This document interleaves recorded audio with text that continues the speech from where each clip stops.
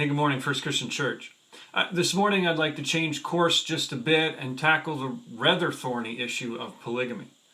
In our reading today, we see that once David becomes established as the king in Jerusalem, he takes, quote, more wives. That's in 2 Samuel chapter 5, verse 13. The more there is in addition to the 2 or 3 that he already had. So, just a few thoughts.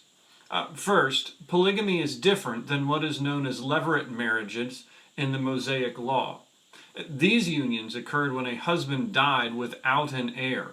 In this case, the deceased man's brother was to marry the widow in order to provide an heir for her. This was actually a step up from the common practices at the time and ensured that a family's claim to their land inheritance remained intact.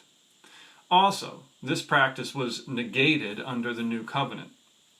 Second, Genesis chapter 2, verse 24 tells us that therefore a man shall leave his father and mother and hold fast to his wife, and they shall become one flesh. Herein we see the institution and the definition of marriage. This was always God's standard and ideal.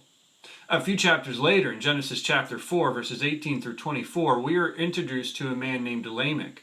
He is a wicked, boastful man, and I do not believe that it was an accident. That is he who provides for us the first picture of a polygamous relationship.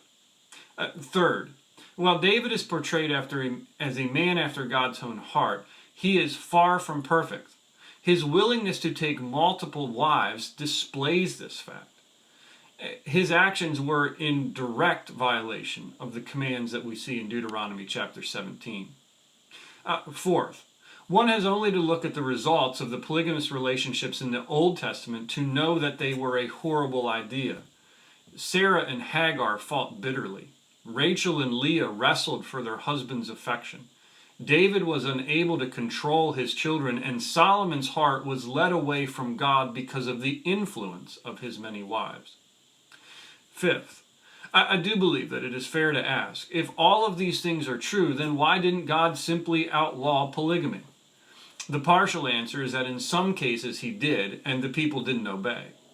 But Jesus also sheds light on this question when he's asked about divorce in Matthew chapter 19. He refers back to Genesis chapter 2, and then he says this. He says, because of the hardness of your heart, Moses allowed you to divorce your wives. But from the beginning, it was not so. In other words, God had patiently tolerated this action, divorce in that case, but also polygamy, but under the new covenant, in which believers would be given a new heart and a new life, the standards were to be raised. Sixth, the result of this new standard is the elevation of the institution of marriage. Remember what the Apostle Paul writes in Ephesians chapter 5, verses 31 through 32. As he's teaching on the roles of husbands and wives, he too refers back to Genesis chapter 2 and says, therefore a man shall leave his father and mother and hold fast to his wife, and the two become one flesh. This mystery is profound, and I am saying that it refers to Christ and the church.